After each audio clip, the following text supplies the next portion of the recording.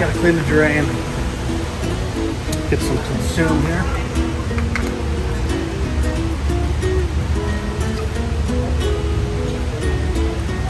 That should be good.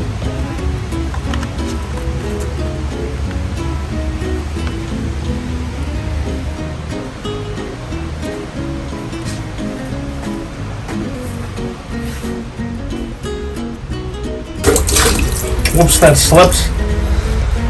Oh. That's done. Ouch, I have an itch. Oh. It's some burning. Wow, this is the hand I had consume on. Why did I do that? Ouch! Oh, it burns. What? Ouch! Come on, dude. What happened? Consume in my eye. I was pouring it down to that drain. It got in my hand. Then I was wiping it on my face, and it got in my eye. And then now it's burning. Yeah. Oh, your eyes are burning. Okay, Yeah. What chemical did you use? Consume right there. Our consume equalizer. We're gonna have to go check the second data sheet, the SDS that's located in the sugar closet to see what we have to do. All right. Come on, we gotta get the information. All right. Here we go. Here's the second data sheet. All right, I'm coming. All right, the product name, category number 1, product and company identification. All right, it was consume equalizer, right? Yep. Okay, we got the right SDS. We got to make sure that the product matches the product on the SDS to get the correct information. All right, here we go. Hazard Need help over here, Fern. No, I'm coming. Right, hazard identification. All right, we got harmful and corrosive. Harmful to swallow, causes severe skin burns and serious eye damage. Okay, we gotta hurry up. Eye damage. We gotta hurry up. Okay, Do something. Okay, we gotta hurry up. Where's the first aid measure? Oh, that's in category number 4. Let's see what we have to do. Rinse cautiously with water for at least 15 minutes. Remove contact lenses to present and easy to do. Continue rinsing immediately. Call a poison center or physician. All right, so that's what. Okay, we got a eye washing station over there on the other side of distribution. We gotta go over there, and we got some eye drops in the first aid kit. So let's go get that situated. Come on, man. You're gonna feel much better after we get that done. Burning, man. We gotta go get that first aid kit. We gotta get those eye drops. Come on. Hurry up. Alright, I'm coming. We gotta get those eye drops. Alright, little couplets. I'm gonna. Oh man, what are these? Okay, we're gonna put these in. Can you find it? Yeah. Well, I got it. Well, give me a second. I know that it's burning. Oh, you gotta give me a second. All right, fine. Here we go. Alright, you're gonna have to hold these. That's the eye drops for the irritation. Alright, you're gonna have to hold these to your eyes. Remove your glasses. Here we go. Ready? Okay. Right. Hold them in there. Alright. Got them. We'll go to the eye washing station over there. Alright, I'm calling the poison center. Alright. Good. Hello. Good faster. Yes, he got consumed equalizer in his eyes. Burning. Yes, we're taking him to the eye washing station. Okay, so he has to stay there for 15 minutes. Okay, 15 minutes. Okay. Here we go. After that, he has to rest for 30 seconds. For 30 minutes. Oh, 30 minutes. Okay, yeah, 30 minutes. All right, cool. Okay, thank you for your time, sir. Yes, thank you. Yes, we're doing those steps now as we speak. All right, thank you. Bye. All right, Matt, we got to be there for 15 minutes. Make sure all of that chemical is out of your eye. All right? All right. And then you have to rest for 30 minutes and make sure you're feeling okay. You're absolutely okay. Sounds good.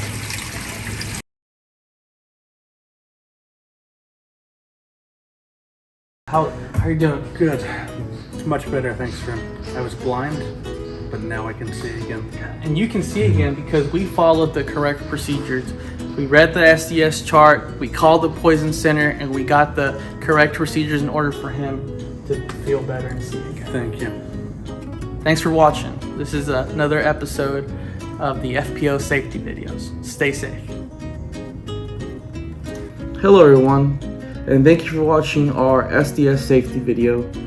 Before we sign off, there's a couple things I would like to leave you guys with. As you can see, the SDS is very important because it contains information concerning the chemical properties of a certain chemical that you might be working with. In the example we gave earlier, the scenario, it was consume equalizer, and so there you can see that we were able to look at the SDS to take the proper measures in order to keep Matt safe whenever he got consumed in his eye.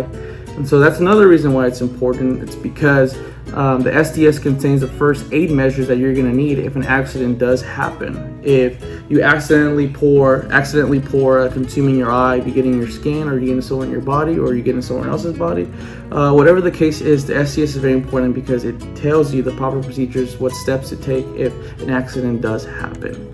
But before we sign off, there's a couple of symbols that you're going to want to recognize whenever you are working with a certain type of chemical. These symbols are very important to keep in mind. So you will be able to see what these symbols are, and you'll be able to notice what the hazards are concerning that certain type of chemical. So stay tuned, and these are the symbols that you're gonna need to look out for. And we're gonna cue the slide now.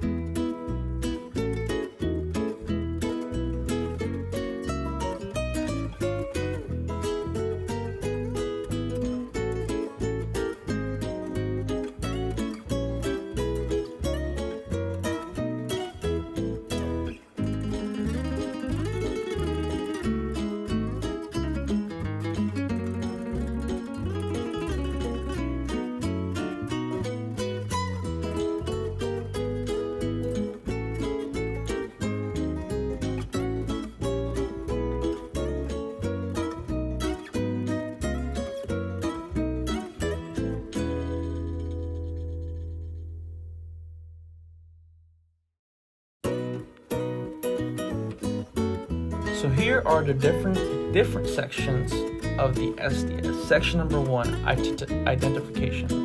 This section identifies the chemical on the SDS as well as the recommended uses. It also provides the essential contact information of the supplier. Section number 2, hazards identification. This section identifies the hazards of the chemical presented on the SDS and the appropriate warning information associated with those hazards. Section number 3, composition information on ingredients. This section identifies the ingredients contained in the product indicated on the SDS, including impurities and stabilizing additives. This section includes information on substances, mixtures, and all chemicals where a trade secret is claimed. Section number 4, first aid measures. This section describes the initial care that should be given by untrained responders to an individual who has been exposed to the chemical. Section number 5, firefighting measures. This section provides recommendations for fighting a fire caused by the chemical. Section 6, accidental release measures. This section provides recommendations on the appropriate response to spills, leaks, or releases, including containment and cleanup practices to prevent or minimize exposure to people, properties, or the environment. It may also include recommendations distinguishing between responses for large and small spills, where the spill volume has a significant impact on the hazard. Section number 7, handling and storage. This section provides guidance on the safe handling practices and conditions for safe storage of chemicals. Section number 8, exposure controls, personal protection. This section indicates the exposure limits, engineering controls, and personal protective measures that can be used to minimize worker exposure. Section 9, physical and chemical properties. This section identifies physical and chemical properties associated with the substance or mixture. Section 10, stability and reactivity. This section describes the reactivity hazards of the chemical and the chemical stability information. Section 11, toxicological information. This section identifies toxicological and health effects information or indicates that such data are not available. Section 12, ecological information. This section provides information to evaluate the environmental impact on the chemicals if it were released to the environment. Section 13, Disposable Considerations. This section provides guidance on proper disposal practices, recycling or reclamation of the chemicals or its container, and safe handling practices. To minimize exposure, this section should also refer to the reader to Section 8 of the SDS. Section 14, Transport Information. This section provides guidance on classification information for shipping and transporting of hazardous chemicals by road, air, rail, or sea.